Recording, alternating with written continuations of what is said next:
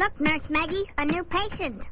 Oh, I got the hiccups and I got them bad. Nurse Maggie, begin preparation of the secret hiccup elixir.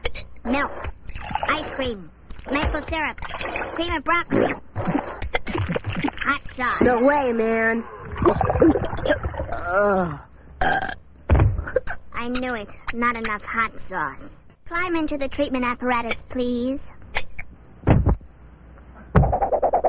Confidentially, Nurse Maggie, this treatment has occasional side effects. But the side effects are somewhat entertaining, are they not, Nurse Maggie?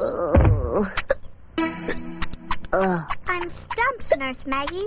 This is the worst case of hiccups we've ever treated. That's it! A combination of our previous techniques followed by the scare treatment. It can't miss.